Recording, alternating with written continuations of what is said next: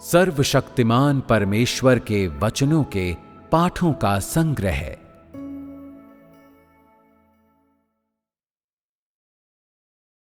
सफलता या असफलता उस पथ पर निर्भर होती है जिस पर मनुष्य चलता है।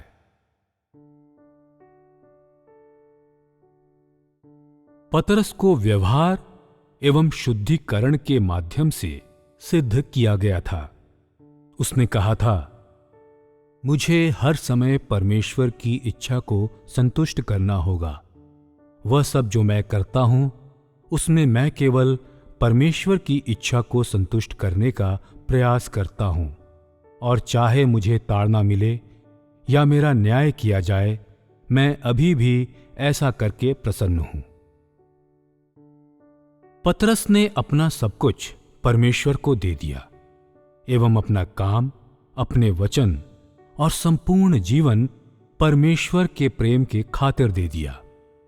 वह ऐसा व्यक्ति था जो पवित्रता की खोज करता था, और जितना अधिक उसने अनुभव किया, उसके हृदय की गहराई के भीतर परमेश्वर के लिए उसका प्रेम उतना ही महान था। इसी बीच पौलुस ने सिर्फ बाहरी कार्य किया था, और यद्यपि उसने कड़ी मेहनत भी की थी, फिर भी उसका परिश्रम उसके कार्य को उचित रीति से करने के लिए और इस प्रकार एक प्रतिफल पाने के लिए था। अगर वह जानता कि उसे कोई प्रतिफल नहीं मिलेगा, तो उसने अपने काम को छोड़ दिया होता। जिस चीज की पतरस परवाह करता था, वह उसके हृदय के भीतर का सच्चा प्रेम था, और उस चीज की परवाह करता था जो व्यावहारिक था और जिसे हासिल किया जा सकता था। उसने इस बात की परवाह नहीं की कि उसे प्रतिफल मिलेगा या नहीं, किंतु इस बात के विषय में परवाह की कि उसके स्वभाव को बदला जा सकता है या नहीं। पौलुस ने हमेशा और कड़ी मेहनत करने के विषय में परवाह की थी। उसने बाहरी कार्य एवं समर्पण और उन सिद्धांतों के विषय में परवाह की थी जिन्हें साधारण लोगों के द्वारा अनुभव नहीं किया जा सकता था। वह अपने भीतर बदलावों और परमेश्वर के सच्चे प्रेम की परवाह नहीं करता था। पतरस के अनुभव सच्चे प्रेम एवं सच्चे ज्ञान को हासिल करने के लिए थे। उसके अनुभव परमेश्वर से एक करीबी संबंध को पाने के लिए थे और एक व्यावहारिक जीवन को जीने के लिए था। पौलुस का कार्य यीशु के द्वारा सौंपे गए उस कार्य के कारण था और उन चीजों को प्राप्त करने के लिए था जिनकी वह लालसा करता था। फिर भी ये चीजें स्वयं एवं परमेश्वर के विषय में उसके ज्ञान से संबंधित नहीं थीं। उसका कार्य मात्र ताड़ना एवं न्याय से बचने के लिए था। जिस चीज की पतरस ने खोज की थी वह शुद्ध प्रेम था, और जिस चीज की पौलुस ने खोज की थी वह धार्मिकता का मुकुट था। पतरस ने पवित्र आत्मा के कार्य के कई वर्षों का अनुभव किया था, और उसके पास मसीह का एक व्यावहारिक ज्ञान साथ ही साथ स्वयं का गंभीर ज्ञान था, और इस प्रकार परमेश्वर के प्रति उसका प्रेम शुद्ध था। कई वर्षों के शुद्धिकरण ने यीशु एवं जीवन के विषय में उसके ज्ञान को उन्नत किया था, और उसका प्रेम शर्त रहित प्रेम था, और यह स्वतः ही उमड़ने वाला प्रेम था, और उसने बदले में कुछ नहीं मांगा था, न ही उसने किसी लाभ की आशा की थी। पौलुस ने कई वर्षों तक काम किया था, फिर भी उसने मसीह के महान ज्ञान को धारण नहीं किया था, और स्वयं के विषय में उसका ज्ञान भी दयनीय रूप से थोड़ा सा था। उसके पास मसीह के लिए कोई प्रेम ही नहीं था, और उसका कार्य और वह पथक्रम जिस पर वह दौड़ता था वह अंतिम कीर्ति पाने के लिए था। जिस चीज की उसने खोज की थी वह अति उत्तम मुकुट था, विशुद्ध प्रेम नहीं। उसने सक्रिय रूप से खोज नहीं की थी, परंतु निष्क्रिय रूप से ऐसा किया था। वह अपने कर्तव्य को नहीं निभा रहा था, परंतु पवित्र आत्मा के कार्य द्वारा कब्जा किए जाने के पश्चात उसे अपने अनुसरण में बाध्य किया गया था।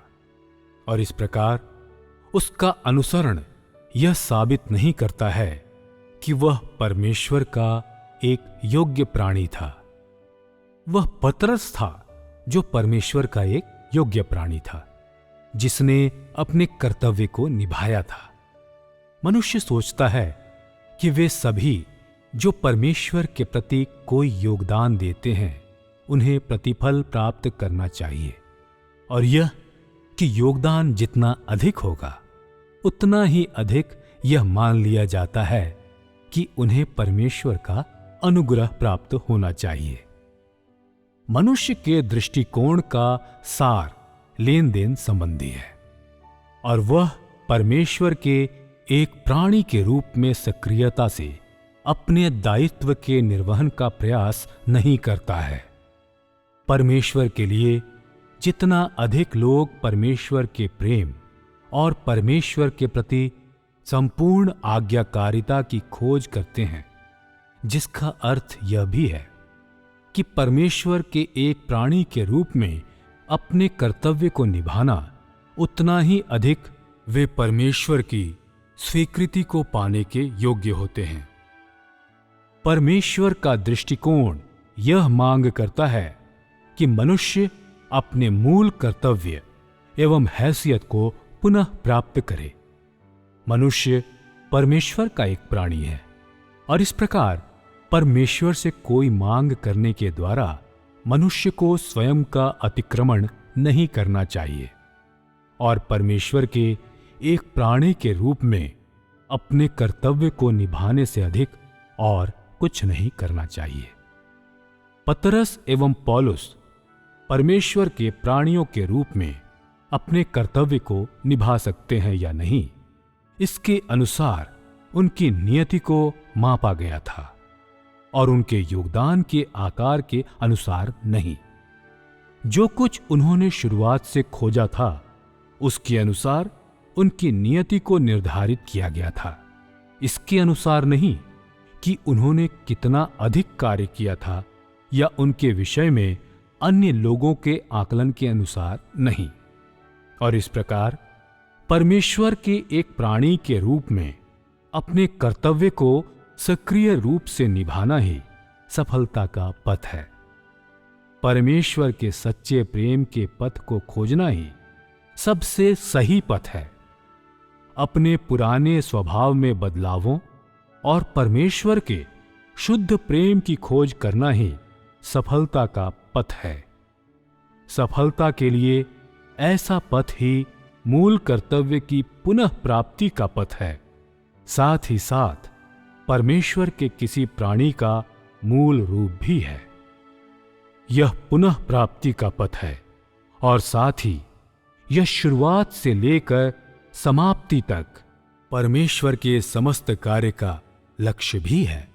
यदि मनुष्य का अनुसरण, खोज व्यक्तिगत फिजूल मांगों एवं तर्कहीन लालसाओं से कलंकित हो जाता है, तो वह प्रभाव जिसे हासिल किया जाता है वह मनुष्य के स्वभाव में हुए परिवर्तन नहीं होंगे। यह पुनः प्राप्ति के कार्य से विपरीत है। यह निस्संदेह पवित्र आत्मा के द्वारा किया गया कार्य नहीं है, और इस प्रकार यह साबित करता है कि इस प्रकार के अनुसरण को परमेश्वर के द्वारा स्वीकृति नहीं दी जाती है। ऐसे अनुसरण का क्या महत्व है जिसे परमेश्वर के द्वारा स्वीकृति नहीं दी जाती है? पौलुस के द्वारा किए गए कार्य को मनुष्य के सामने प्रदर्शित किया गया था, किंतु परमेश्वर के लिए उसका प्रेम कितना शुद्ध था, उसके हृदय की गहराई में परमेश्वर के लिए उसका प्रेम कितना अधिक था, इन्हें मनुष्य के द्वारा देखा नहीं जा सकता है। मनुष्य केवल उस कार्य को देख सकता है जिसे उसने किया था, जिससे मनुष्य जान जाता है, उसे निश्चित रूप से पवित्र आत्मा के द्वारा उपयोग किया गया था। और इस प्रकार मनुष्य सोचता है कि पौलुस पतरस की अपेक्षा बेहतर था, यह कि उसका कार्य अधिक बड़ा था, क्योंकि वह कलीसियाओं की आपूर्ति करने में सक्षम था। पतरस ने केवल अपने व्यक्तिगत अनुभवों को ही देखा था और अपने कभी कभार के कार्य के दौरान सिर्फ थोड़े से ही लोगों को अर्जित किया था। उसकी ओर से सिर्फ थोड़ी सी ही जानी मानी पत्रियां हैं, किंतु कौन जानता है कि उसके हृदय की गहराई में परमेश्वर के लिए उसका प्रेम कितना गहरा था। पौलुस प्रतिदिन परमेश्वर के लिए काम करता था। जब तक करने के लिए काम था, उसने उसे किया। उसने सोचा कि इस रीति से वह उस मुकुट को पाने में सक्षम होगा और परमेश्वर को संतुष्ट कर सकता था। फिर भी उसने अपने कार्य के माध्यम से स्वयं को बदलने के तरीकों की खोज नहीं की थी। पतरस के जीवन की कोई भी चीज जिसने परमेश्वर की इच्छा को संतुष्ट नहीं किया था, उसने उसे बेचैन कर दिया था। यदि उसने परमेश्वर की इच्छा को संतुष्ट नहीं किया होता तो उसे ग्लानि महसूस होती और वह उपयुक्त तरीके की खोज करता जिसके द्वारा वह परमेश्वर के हृदय को संतुष्ट करने के लिए कठिन परिश्रम कर सकता था। यहां तक कि उसके जीवन की छोटी से छोटी और अत्यंत महत्वहीन पहलुओं में भी वह अब भी परमेश्वर की इच्छा को संतुष्ट करने के लिए स्वयं से अपेक्षा करता था। जब उसके पुराने स्वभाव की बात आई तो वह कुछ कम की मांग नहीं कर रहा था। वह सत्य की गहराई में आगे बढ़ने के लिए स्वयं के विषय में अपनी अपेक्षाओं में हमेशा की तरह कठोर था। पौलुस केवल ऊपरी प्रतिष्ठा एवं रुतबे की खोज करता था। वह मनुष्य के सामने स्वयं का दिखावा करने की कोशिश करता था और उसने जीवन में प्रवेश के लिए कोई गहन प्रगति की कोशिश नहीं की थी। जिसकी वह परवाह करता था वह सिद्धांत था, वास्तविकता नहीं। कुछ लोग कहते हैं पौलुस ने परमेश्वर के लिए कितना अधिक कार्य किया था, तो परमेश्वर के द्वारा उसका स्मरणोत्सव क्यों नहीं मनाया गया था। पतरस ने परमेश्वर के लिए सिर्फ थोड़ा सा ही काम किया था और कलीसिया के लिए कोई बड़ा योगदान नहीं दिया था, अतः उसे क्यों सिद्ध बनाया गया था। पतरस एक निश्चित बिंदु तक परमेश्वर से प्रेम करता था, जिसकी अपेक्षा परमेश्वर के द्वारा की गई थी। केवल ऐसे लोगों के पास ही गवाही होती है। और पौलुस के विषय में क्या? पौलुस किस हद तक परमेश्वर से प्रेम करता था, क्या तू जानता है? पौलुस का काम किसके लिए था और पतरस का काम किसके लिए था? पतरस ने अधिक कार्य नहीं किया था, लेकिन क्या तू जानता है कि उसके हृदय की गहराई में क्या था? पौलुस का कार्य कलीसियाओं के प्रयोजन एवं कलीसियाओं की सहायता से संबंधित था। जो कुछ पतरस ने अनुभव किया था वे उसके जीवन स्वभाव में हुए परिवर्तन थे। उसने परमेश्वर के प्रेम का अनुभव किया था। अब जबकि तू उनके सार के अंतर को जानता है तो तू देख सकता है कि कौन अंततः सचमुच में परमेश्वर पर विश्वास करता था और कौन वाकई में परमेश्वर पर विश्वास नहीं करता था। उनमें से एक सचमुच में परमेश्वर से प्रेम करता था और दूसरा वाकई में परमेश्वर से प्रेम नहीं करता था। एक अपने स्वभाव में परिवर्तनों से होकर गुजरा था और दूसरा नहीं। एक की लोगों के द्वारा अत्यंत प्रशंसा की गई थी और वह बड़े शख्सियत का था और दूसरे ने विनम्रता पूर्वक सेवा की थी और उस पर लोगों के द्वारा आसानी से ध्यान नहीं दिया गया था। एक ने पवित्रता की खोज की थी और दूसरे ने नहीं, और हालांकि वह अशुद्ध नहीं था, फिर भी वह शुद्ध प्रेम को धारण किए हुए नहीं था। एक सच्ची मानवता को धारण किए हुए था और दूसरा नहीं। एक परमेश्वर के एक प्राणी के एहसास को धारण किए हुए था और दूसरा नहीं। पतरस एवं पौलुस के सार में भिन्नताएं ऐसी ही हैं। वह पथ जिस पर पतरस चला था वह सफलता का पथ था, जो सामान्य मानवता की पुनः प्राप्ति एवं परमेश्वर के प्राणी के कर्तव्य को हासिल करने का भी पथ है। पतरस उन सभी का प्रतिनिधित्व करता है जो सफल हैं। वह पथ जिस पर पौलुस के द्वारा चला गया था वह असफलता का पथ है, और वह उन सभी लोगों का प्रतिनिधित्व करता है जो ऊपरी तौर पर स्वयं को समर्पित एवं खर्च करते हैं और विशुद्ध रूप से परमेश्वर से प्रेम नहीं करते हैं। पौलुस उन सभी लोगों का प्रतिनिधित्व करता है जो सत्य को धारण नहीं करते हैं। परमेश्वर पर अपने विश्वास में वह सब जो पतरस ने किया था, उसमें उसने परमेश्वर को संतुष्ट करने का प्रयास किया था, और वह सब जो परमेश्वर से आता था उसमें उसने आज्ञा मानने का प्रयास किया था। बिना जरा सी भी शिकायत के वह अपने जीवन में ताड़ना एवं न्याय, साथ ही साथ शुद्धिकरण, क्लेश एवं कमी को स्वीकार कर सकता था।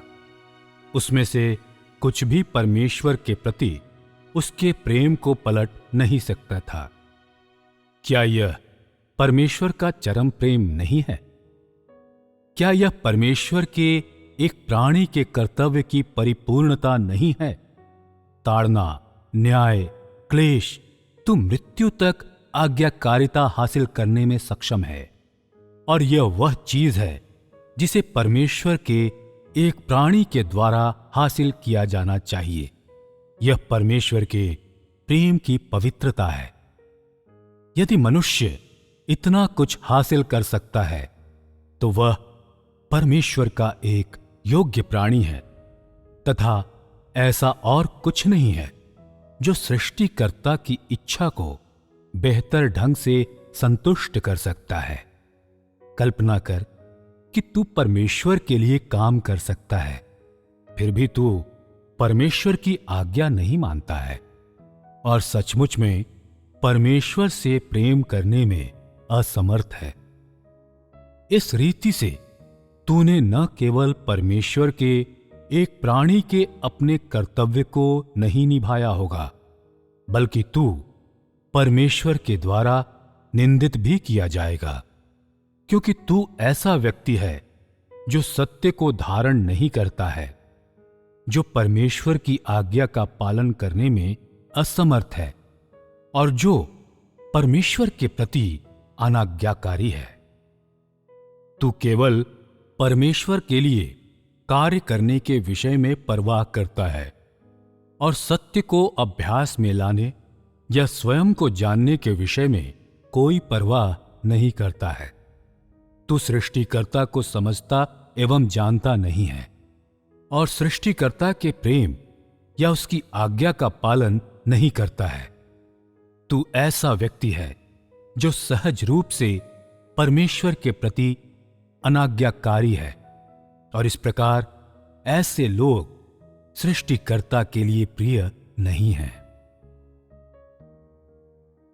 कुछ लोग कहते हैं पौलुस ने अत्यधिक मात्रा में काम किया था और उसने कलीसियाओं के लिए बड़े बोझ को अपने कंधों पर उठाया था और उनके लिए इतना अधिक योगदान दिया था।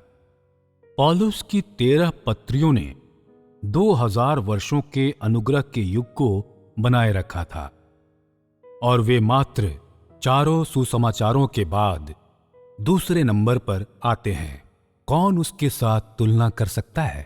कोई भी यूहन्ना के प्रकाशित वाक्य के गूढ़ अर्थ को समझ नहीं सकता है, जबकि पौलुस की पत्रियां जीवन प्रदान करती हैं और वह कार्य जो उसने किया था वह कलीसियाओं के हित के लिए था।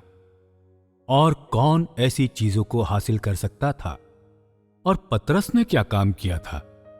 जब मनुष्य अन्य लोगों को मापता है तो यह उनके योगदान के अनुसार होता है। जब परमेश्वर मनुष्य को मापता है तो यह मनुष्य के स्वभाव के अनुसार होता है। उन लोगों के मध्य जो जीवन की तलाश करते हैं, पौलुस ऐसा व्यक्ति था जो अपने स्वयं के सार को नहीं जानता था, जो परमेश्वर के विरुद्ध था।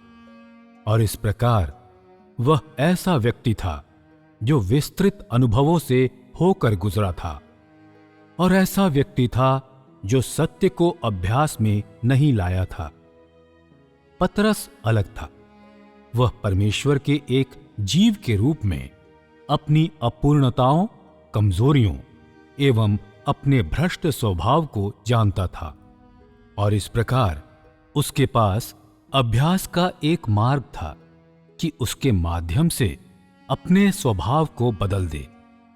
वह उनमें से एक नहीं था जिसके पास केवल सिद्धांत ही था, किंतु जो कोई वास्तविकता धारण नहीं करता था।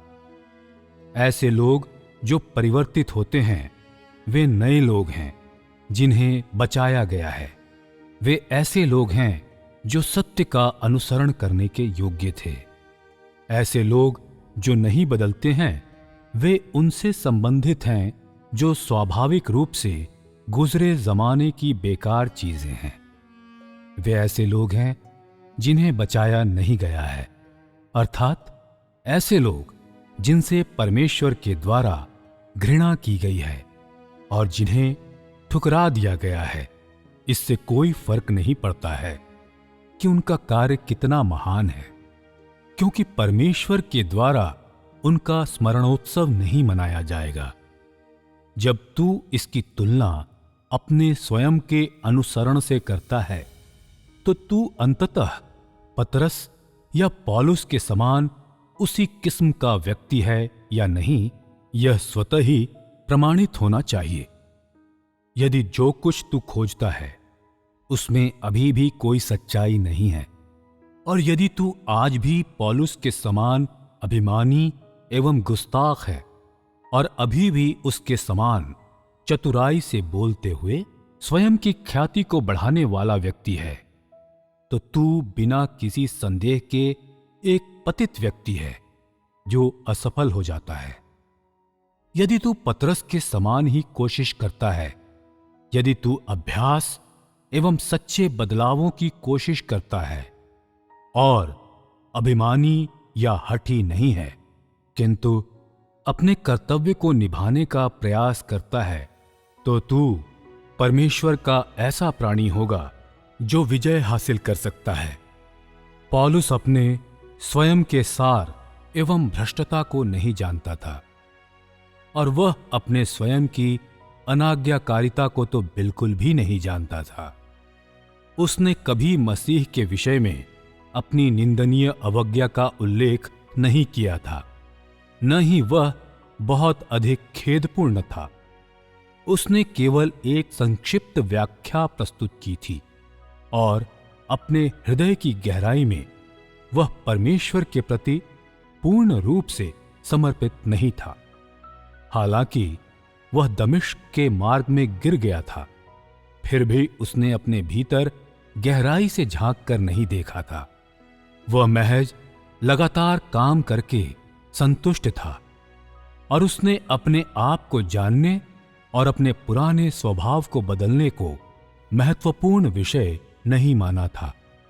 वह महज सत्य बोलकर एवं अपने स्वयं के विवेक के एक दास के रूप में दूसरों की आपूर्ति कर और अपने बीते पापों के लिए स्वयं को सांत्वना देने और स्वयं को माफ करने के लिए आगे से यीशु के चेलों को न सताकर संतुष्ट था। वह लक्ष्य जिसका उसने अनुसरण किया था वह भविष्य के मुकुट एवं क्षणिक कार्य से अधिक और कुछ नहीं था। वह लक्ष्य जिसका उसने अनुसरण किया था वह प्रचुर अनुग्रह था। उसने पर्याप्त सच्चाई की कोशिश नहीं की थी, न ही उसने यह कोशिश की थी कि उस सत्य की और अधिक गहराई में प्रगति करे जिसे उसने पहले नहीं समझा था। और इस प्रकार स्वयं के विषय में उसके ज्ञान को झूठा कहा जा सकता है। और उसने ताड़ना एवं न्याय को स्वीकार नहीं किया था। यह कि वह कार्य करने में सक्षम था, इसका अर्थ यह नहीं है कि उसने अपने खुद के स्वभाव या सार के ज्ञान को धारण किया था। उसका ध्यान केवल बाहरी अभ्यास पर था। इसके अतिरिक्त जिसके लिए उसने कठिन परिश्रम किया था वह नहीं बदला था, बल्कि ज्ञान बदला था। उसका कार्य पूरी तरह से दमिश्क के मार्ग पर यीशु के प्रकटीकरण का परिणाम था। यह कोई ऐसी चीज नहीं थी जिसे उसने मूल रूप से करने का दृढ़ निश्चय किया था। न ही यह ऐसा कार्य था जो उसके द्वारा अपने पुराने स्वभाव के काट छांट को स्वीकार करने के बाद घटित हुआ था। इससे कोई फर्क नहीं पड़ता है कि उसने किस प्रकार कार्य किया था, क्योंकि उसका पुराना स्वभाव नहीं बदला था। और इस प्रकार उसके कार्य ने उसके अतीत के पापों का प्रायश्चित नहीं किया था, परंतु मात्र उस समय की कलीसियाओं के मध्य एक निश्चित भूमिका निभाई थी।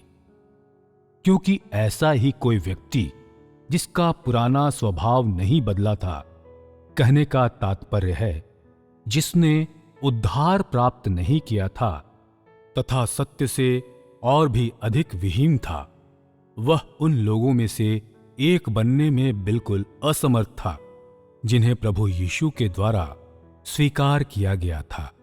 वह कोई ऐसा व्यक्ति नहीं था जो यीशु मसीह के लिए प्रेम एवं आदर से भरा हुआ था। न ही वह ऐसा व्यक्ति था जो सत्य की खोज करने में कुशल था, और वह ऐसा व्यक्ति तो बिल्कुल भी नहीं था जो देह धारण के रहस्य की खोज करता था। वह महज ऐसा व्यक्ति था जो मिथ्या वाद विवाद में कुशल था, और जो किसी ऐसे व्यक्ति से राजी नहीं होता था जो उससे अधिक ऊंचे होते थे या जो सत्य को धारण किए हुए थे।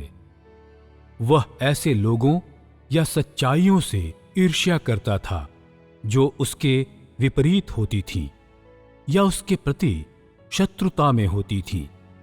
वह उन प्रतिभावान लोगों को प्राथमिकता देता था जो शानदार छवि को प्रस्तुत करते थे और गंभीर ज्ञान धारण करते थे। वह गरीब लोगों से परस्पर बातचीत करना पसंद नहीं करता था, और जो सही राह की खोज करते थे तथा किसी और चीज की नहीं सिर्फ सत्य की परवाह करते थे और इसके बजाय धार्मिक संगठनों के वरिष्ठ सुप्रसिद्ध व्यक्तियों से संबंध रखते थे जो केवल सिद्धांतों की ही बात करते थे और जो प्रचुर ज्ञान धारण किए हुए थे। उसके पास पवित्र आत्मा के नए कार्य का कोई प्रेम नहीं था, और उसने पवित्र आत्मा के नए कार्य की गतिशीलता की परवाह नहीं की थी। इसके बजाय उसने उन रीति विधियों एवं सिद्धांतों की तरफदारी की थी जो सामान्य सच्चाइयों से कहीं ऊंचे थे। अपने सहज सार और उसकी संपूर्णता में जिसकी उसने खोज की थी, वह इस योग्य नहीं है कि उसे एक मसीही कहा जाए जो सत्य का अनुसरण करता है, और वह परमेश्वर के घराने में एक वफादार सेवक तो बिल्कुल भी नहीं था, क्योंकि उसका पाखंड बहुत अधिक था और उसकी अनाज्ञाकारिता बहुत ही बड़ी थी। हालांकि वह प्रभु यीशु के एक सेवक के रूप में जाना जाता है, फिर भी वह स्वर्ग के राज्य के फाटक में प्रवेश करने लायक बिल्कुल भी नहीं था, क्योंकि शुरुआत से लेकर अंत तक उसके कार्य को धार्मिकता नहीं कहा जा सकता है। उसे महज किसी ऐसे मनुष्य के रूप में देखा जाता है जो पाखंडी था और जिसने अधर्म किया था, फिर भी जिसने मसीह के लिए भी कार्य किया था। हालांकि उसे दुष्ट नहीं कहा जा सकता है, फिर भी उसे उचित रीति से ऐसा मनुष्य कहा जा सकता है जिसने अधर्म किया था। उसने काफी कार्य किया था, फिर भी उसका न्याय उसके कार्य की मात्रा के आधार पर नहीं किया जाना चाहिए जिसे उसने किया था, किंतु केवल उसकी गुणवत्ता एवं सार के आधार पर किया जाना चाहिए। केवल इसी रीति से इस मामले की तह तक पहुंचना संभव है। वह हमेशा मानता था, मैं कार्य करने में सक्षम हूं, मैं अधिकांश लोगों से बेहतर हूं, मैं प्रभु के बोझ को अन्य लोगों की अपेक्षा अधिक समझता हूं, और जैसा मैं गहराई से पश्चाताप करता हूं वैसा कोई नहीं करता है, क्योंकि मुझ पर बड़ी ज्योति चमकी थी और मैंने बड़ी ज्योति देखी है, और इस प्रकार मेरा पश्चाताप किसी अन्य की अपेक्षा अधिक गहरा है। उस समय यह वह चीज है जो उसने अपने हृदय में सोचा था। अपने कार्य के अंत में पौलुस ने कहा, मैं अच्छी कुश्ती लड़ चुका हूं, मैंने अपनी दौड़ पूरी कर ली है और मेरे लिए धर्म का मुकुट रखा हुआ है। उसकी कुश्ती, कार्य और दौड़ पूरी तरह से धार्मिकता के मुकुट के लिए था और वह सक्रिय रूप से आगे नहीं बढ़ा था। हालांकि वह अपने कार्य में लापरवाह नहीं था, फिर भी यह कहा जा सकता है कि उसका कार्य महज उसकी गलतियों की भरपाई करने के लिए और उसके विवेक के आरोपों की भरपाई करने के लिए था। उसने केवल अपने कार्य को पूरा करने, अपनी दौड़ को समाप्त करने और जितना जल्दी हो सके अपनी लड़ाई को लड़ने की आशा की थी, ताकि वह बहुत जल्द ही अपने बहुप्रतीक्षित धार्मिकता के मुकुट को प्राप्त कर सके। जिस चीज की वह लालसा करता था, वह अपने अनुभवों एवं सच्चे ज्ञान के साथ प्रभु यीशु से मुलाकात करना नहीं था, बल्कि जितना जल्दी हो सके अपने कार्य को समाप्त करना था, जिससे वह उन प्रतिफलों को प्राप्त कर सके जिन्हें उसके कार्य ने उसके लिए अर्जित किया था जब वह प्रभु यीशु से मिला था। उसने स्वयं को राहत देने के लिए एवं भविष्य के मुकुट के बदले में एक सौदा करने के लिए अपने कार्य का उपयोग किया था। जिस चीज की उसने खोज की थी वह सत्य या परमेश्वर नहीं था, परंतु केवल मुकुट ही था। ऐसा अनुसरण किस प्रकार मानक स्तर का हो सकता है? उसकी प्रेरणा, कार्य, वह मूल्य जो उसने चुकाया और उसकी समस्त कोशिशें, उसकी अद्भुत कल्पनाएं उन सब में व्याप्त थी और उसने अपनी स्वयं की इच्छाओं के अनुसार पूरी तरह से कार्य किया था। उसके कार्य की संपूर्णता में उस कीमत में जरा सी भी स्वेच्छा नहीं थी जो उसने चुकाई थी। वह महज किसी सौदे में संलग्न हो रहा था। उसके प्रयास उसके कर्तव्य को निभाने के लिए स्वेच्छा से नहीं किए गए थे, परंतु सौदे के उद्देश्य को हासिल करने के लिए इच्छापूर्वक किए गए थे। क्या ऐसे प्रयासों का कोई औचित्य है? कौन ऐसे अशुद्ध प्रयासों की प्रशंसा करेगा? किसके पास ऐसे प्रयासों में रुचि है? उसका कार्य भविष्य के स्वप्नों से भरा हुआ था, अद्भुत योजनाओं से भरा हुआ था और किसी ऐसे पथ को शामिल नहीं करता था जिसके द्वारा मानव के स्वभाव को बदला जाए। उसका इतना अधिक परोपकार एक ढोंग था। उसका कार्य जीवन प्रदान नहीं करता था, परंतु सभ्यता का झूठा दिखावा था। यह एक सौदा करना था।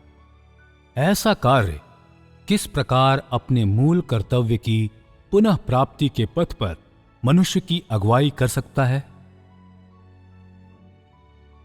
वह सब जिसकी पतरस खोज करता था वह परमेश्वर के हृदय के अनुसार था। उसने परमेश्वर की इच्छा को पूरा करने की कोशिश की थी और क्लेश एवं प्रतिकूल परिस्थितियों के बावजूद वह फिर भी परमेश्वर की इच्छा को पूरा करने के लिए तैयार था। परमेश्वर में किसी विश्वासी के द्वारा इससे बड़ा अनुसरण नहीं हो सकता है। जो कुछ पौलुस खोजता था उसे उसके स्वयं के शरीर के द्वारा, उसकी स्वयं की धारणाओं के द्वारा और उसकी स्वयं की योजनाओं एवं युक्तियों के द्वारा कलंकित किया गया था। वह किसी भी मायने में परमेश्वर का एक योग्य प्राणी नहीं था। वह कोई ऐसा व्यक्ति नहीं था जिसने परमेश्वर की इच्छा को पूर्ण करने की कोशिश की थी। पतरस ने परमेश्वर के आयोजनों के प्रति समर्पित होने की कोशिश की थी और हालांकि वह कार्य बड़ा नहीं था जिसे उसने किया था, फिर भी उसके अनुसरण के पीछे की प्रेरणा एवं वह पथ जिस पर वह चला था वे सही थे। हालांकि वह अनेक लोगों को पाने में सक्षम नहीं था, फिर भी वह सत्य के मार्ग की खोज करने में सक्षम था। इस कारण ऐसा कहा जा सकता है कि वह परमेश्वर का एक योग्य प्राणी था। आज भले ही तू एक कार्यकर्ता नहीं है, फिर भी तुझे परमेश्वर के प्राणी के कर्तव्य को निभाने में सक्षम होना चाहिए और परमेश्वर के सभी आयोजनों के प्रति समर्पित होने की कोशिश करनी चाहिए। परमेश्वर जो कुछ भी कहे तुझे उसका पालन करने और सभी प्रकार के क्लेशों एवं परिष्करण का अनुभव करने में सक्षम होना चाहिए। और हालांकि तू कमजोर है, फिर भी तुझे अपने हृदय में अभी भी परमेश्वर से प्रेम करने में सक्षम होना चाहिए।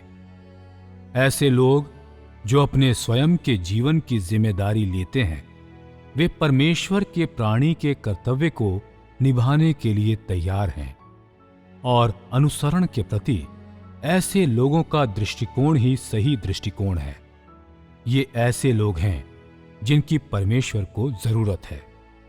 यदि तूने अधिक कार्य किया होता और दूसरों ने तेरी शिक्षाओं को पाया होता, परंतु तू स्वयं न बदलता और कोई गवाही नहीं देता या तेरे पास कोई सही अनुभव नहीं होता, कुछ इस तरह की तेरे जीवन के अंत पर और जो कुछ तूने किया है उसमें से कोई अभी भी गवाही नहीं देता है, तो तू ऐसा इंसान है जो बदल चुका है। क्या तू ऐसा व्यक्ति है जो सत्य का अनुसरण करता है? उस समय पवित्र आत्मा ने तेरा उपयोग किया था, परंतु जब उसने तेरा उपयोग किया था तो उसने तेरे उस भाग का उपयोग किया था जो कार्य कर सकता था, और उसने तेरे उस भाग का उपयोग नहीं किया था जो कार्य नहीं कर सकता था। यदि तूने बदलने की कोशिश की होती तो तुझे उपयोग किए जाने की प्रक्रिया के दौरान धीरे धीरे पूर्ण बनाया गया होता। फिर भी पवित्र आत्मा कोई जिम्मेदारी स्वीकार नहीं करता है कि अंततः तुझे हासिल किया जाएगा या नहीं, और यह तेरे अनुसरण के तरीके पर निर्भर करता है। यदि तेरे व्यक्तिगत स्वभाव में कोई परिवर्तन नहीं है तो यह इसलिए है क्योंकि तेरे अनुसरण के प्रति तेरा दृष्टिकोण गलत है। यदि तुझे कोई प्रतिफल नहीं दिया जाता तो यह तेरी स्वयं की समस्या है, और क्योंकि तूने स्वयं ही सत्य को अभ्यास में नहीं लाया है और परमेश्वर की इच्छा को पूरा करने में असमर्थ है, और इस प्रकार तेरे व्यक्तिगत अनुभवों से बढ़कर कुछ भी अत्यधिक महत्वपूर्ण नहीं है और तेरे व्यक्तिगत प्रवेश की अपेक्षा कुछ भी अधिक महत्वपूर्ण नहीं है। कुछ लोग यह कहते हुए समाप्त करते हैं, मैंने तेरे लिए इतना अधिक कार्य किया है, और हालांकि उत्सव मनाने योग्य उपलब्धियां तो शायद नहीं हैं, फिर भी मैं अपने प्रयासों में अब भी परिश्रमी हूं। क्या तू बस मुझे स्वर्ग में प्रवेश करने नहीं दे सकता है, ताकि मैं जीवन के फल को खाऊं? तुझे जानना होगा कि मैं किस प्रकार के लोगों की इच्छा करता हूं। ऐसे लोग जो अशुद्ध हैं, उन्हें राज्य में प्रवेश करने की अनुमति नहीं दी गई है। ऐसे लोग जो अशुद्ध हैं, उन्हें पवित्र भूमि को गंदा करने की अनुमति नहीं दी गई है। हालांकि तूने शायद अधिक कार्य किया है और कई सालों तक कार्य किया है, फिर भी अंत में तू दुखदायी रूप से मैला है। यह स्वर्ग की व्यवस्था के लिए असहनीय है कि तू मेरे राज्य में प्रवेश करने की कामना करता है। संसार की नींव से लेकर आज तक मैंने कभी भी उन लोगों को अपने राज्य के लिए आसान मार्ग का प्रस्ताव नहीं दिया है जो अनुग्रह पाने के लिए मेरी खुशामद करते हैं। यह स्वर्गीय नियम है और इसे कोई तोड़ नहीं सकता है। तुझे जीवन की खोज करनी ही होगी। आज ऐसे लोग जिन्हें पूर्ण बनाया जाएगा, वे पतरस के ही समान हैं। वे ऐसे लोग हैं जो अपने स्वयं के स्वभाव में परिवर्तनों की कोशिश करते हैं, और वे परमेश्वर के लिए गवाही देने और परमेश्वर के प्राणी के रूप में अपने कर्तव्य को निभाने के लिए तैयार हैं। केवल ऐसे ही लोगों को सिद्ध बनाया जाएगा। यदि तू केवल प्रतिफलों की ओर ही देखता है और अपने स्वयं के जीवन स्वभाव को परिवर्तित करने की कोशिश नहीं करता है, तो तेरे सारे प्रयास व्यर्थ होंगे, और यह एक अटल सत्य है। पतरस एवं पौलुस के सार में अंतर से तुझे समझना चाहिए कि वे सभी लोग जो जीवन का अनुसरण नहीं करते हैं, वे व्यर्थ में परिश्रम करते हैं।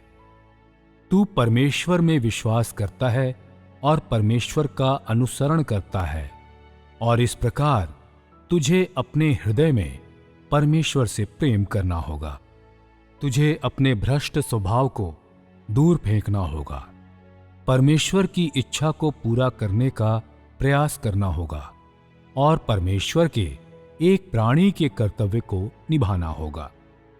चूंकि तू परमेश्वर पर विश्वास करता है और परमेश्वर का अनुसरण करता है, तुझे हर एक चीज को उसके लिए अर्पण करना चाहिए और व्यक्तिगत चुनाव या मांग नहीं करना चाहिए, और तुझे परमेश्वर की इच्छा की पूर्ति को हासिल करना चाहिए।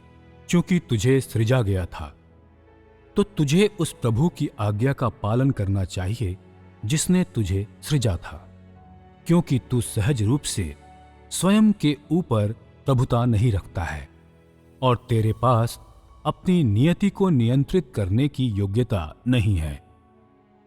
चूंकि तू ऐसा व्यक्ति है जो परमेश्वर में विश्वास करता है, तो तुझे पवित्रता एवं बदलाव की खोज करनी चाहिए।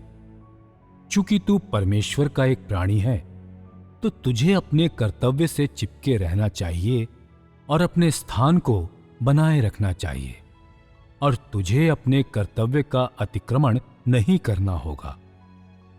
यह तुझे विवश करने के लिए नहीं है या सिद्धांतों के माध्यम से तुझे दबाने के लिए नहीं है, परंतु ऐसा पथ है जिसके माध्यम से तू अपने कर्तव्य को निभा सकता है और जिसे हासिल किया जा सकता है और हासिल किया जाना चाहिए उन सभी लोगों के द्वारा जो धार्मिकता को अंजाम देते हैं। यदि तू पतरस एवं पौलुस के सार की तुलना करे, तो तू जान जाएगा कि तुझे किस प्रकार कोशिश करनी चाहिए। उन पथों के विषय में जिन पर पतरस एवं पौलुस के द्वारा चला गया था, एक पथ है सिद्ध बनाए जाने का पथ और दूसरा पथ है निष्कासन का पथ। पतरस एवं पौलुस दो विभिन्न पथों का प्रतिनिधित्व करते हैं। हालांकि प्रत्येक ने पवित्र आत्मा के कार्य को प्राप्त किया था और प्रत्येक ने पवित्र आत्मा के अद्भुत ज्ञान एवं रोशनी को हासिल किया था और प्रत्येक ने उसे स्वीकार किया जिसे प्रभु यीशु के द्वारा उन्हें सौंपा गया था। फिर भी वह फल जो प्रत्येक में उत्पन्न हुआ था वह एक समान नहीं था। एक ने सचमुच में फल उत्पन्न किया था और दूसरे ने नहीं। उनके मूल तत्वों से, उस कार्य से जो उन्होंने किया था, उससे जिसे उनके द्वारा बाह्य रूप से अभिव्यक्त किया गया था, और उनके निर्णायक अंत से तुझे यह समझना चाहिए कि तुझे कौन सा पथ लेना चाहिए, वह पथ जिस पर चलने के लिए तुझे चयन करना चाहिए। वे स्पष्ट रूप से दो भिन्न भिन्न पथों पर चले थे। पौलुस एवं पतरस दोनों अपने अपने पथ के सार थे और इस प्रकार बिल्कुल प्रारंभ से ही इन दो पथों को मिसाल के रूप में दर्शाने के लिए उन्हें प्रदर्शित किया गया था। पौलुस के अनुभवों के मुख्य बिंदु क्या हैं और वह इसे क्यों पूरा नहीं कर पाया था? पतरस के अनुभवों के मुख्य बिंदु क्या हैं और उसने किस प्रकार सिद्ध बनाए जाने का अनुभव किया था? यदि तू तुलना करे कि उन दोनों ने किसके विषय में चिंता किया, तो तू जान जाएगा कि परमेश्वर को बिल्कुल किस किस्म के व्यक्ति की जरूरत है, परमेश्वर की इच्छा क्या है, परमेश्वर का स्वभाव कैसा है, किस किस्म के व्यक्ति को अंततः सिद्ध बनाया जाएगा और साथ ही किस किस्म के व्यक्ति को सिद्ध नहीं बनाया जाएगा। उन लोगों का स्वभाव कैसा है जिन्हें सिद्ध बनाया जाएगा और उन लोगों का स्वभाव कैसा है जिन्हें सिद्ध नहीं बनाया जाएगा। सार के इन मामलों को पतरस एवं पौलुस के अनुभवों में देखा जा सकता है। परमेश्वर ने सभी चीजों की सृष्टि की थी और इस प्रकार वह समूची सृष्टि को अपने प्रभुत्व के अधीन लाता है और अपने प्रभुत्व के प्रति समर्पित करवाता है। वह सभी चीजों को आदेश देगा ताकि सभी चीजें उसके हाथों में हो। परमेश्वर की सारी सृष्टि, जिसमें जानवर, पेड़ पौधे, मानव जाति, पहाड़ एवं नदियां और झीलें शामिल हैं, सभी को उसके प्रभुत्व के अधीन आना होगा। आकाश एवं धरती पर की सभी चीजों को उसके प्रभुत्व के अधीन आना होगा। उनके पास कोई विकल्प नहीं हो सकता है और उन सब को उसी के आयोजनों के अधीन होना होगा। इसकी आज्ञा परमेश्वर के द्वारा दी गई थी और यह परमेश्वर का अधिकार है। परमेश्वर सभी चीजों को आज्ञा देता है और प्रत्येक को उसके किस्म के अनुसार वर्गीकृत करके सभी चीजों की पद श्रृंखला का आदेश देता है और परमेश्वर की इच्छा के अनुसार उनके स्वयं के पद को आवंटित करता है। इससे कोई फर्क नहीं पड़ता है कि यह कितना बड़ा है। कोई भी प्राणी परमेश्वर से बढ़कर नहीं हो सकता है और सभी चीजें मानव जाति की सेवा करती हैं जिन्हें परमेश्वर के द्वारा सृजा गया था, और कोई भी प्राणी परमेश्वर की अनाज्ञाकारिता करने की हिम्मत नहीं करता है या परमेश्वर से कोई मांग नहीं करता है। और इस प्रकार मनुष्य को परमेश्वर के एक प्राणी के रूप में मनुष्य के कर्तव्य को निभाना ही होगा, इस बात की परवाह किए बगैर कि वह सभी चीजों का प्रभु है या शासक। इससे कोई फर्क नहीं पड़ता है कि मनुष्य का रुतबा सभी चीजों के मध्य कितना ऊंचा है, वह फिर भी परमेश्वर के प्रभुत्व के अधीन सिर्फ एक छोटा सा मानव प्राणी है, और वह एक तुच्छ मानव प्राणी और परमेश्वर के एक जीवधारी से अधिक और कुछ नहीं है, और वह कभी भी परमेश्वर से ऊपर नहीं होगा। परमेश्वर के एक प्राणी के रूप में मनुष्य को परमेश्वर के एक प्राणी के अपने कर्तव्य को निभाने की कोशिश करनी चाहिए। और अन्य चुनाव किए बिना परमेश्वर से प्रेम करने की कोशिश करनी चाहिए, क्योंकि परमेश्वर मनुष्य के प्रेम के योग्य है। ऐसे लोग जो परमेश्वर से प्रेम करने की कोशिश करते हैं, उन्हें कोई व्यक्तिगत लाभ या उस चीज की खोज नहीं करनी चाहिए जिसकी वे व्यक्तिगत रूप से अभिलाषा करते हैं। यह अनुसरण का सबसे सही माध्यम है। यदि जिसकी तू खोज करता है वह सत्य है, तो जो कुछ तू अभ्यास में लाता है वह सत्य है, और जो कुछ तू अर्जित करता है वह तेरे स्वभाव में हुआ परिवर्तन है। तो वह पथ जिस पर तूने कदम रखा है वह सही पथ है। यदि जिसे तू खोजता है वह देह की आशीषें हैं, और जिसे तू अभ्यास में लाता है वह तेरी स्वयं की धारणाओं की सच्चाई है, और यदि तेरे स्वभाव में कोई परिवर्तन नहीं है और तू देह में प्रकट परमेश्वर के प्रति बिल्कुल भी आज्ञाकारी नहीं है, और तू अभी भी अस्पष्टता में रह रहा है, तो जिसे तू खोज रहा है वह निश्चय ही तुझे नरक ले जाएगा, क्योंकि वह पथ जिस पर तू चलता है वह असफलता का पथ है। तुझे सिद्ध बनाया जाएगा या निष्कासित किया जाएगा, यह तेरे स्वयं के अनुसरण पर निर्भर होता है, जिसे इस प्रकार भी कहा जा सकता है कि सफलता या असफलता उस पथ पर निर्भर होती है जिस पर मनुष्य चलता है।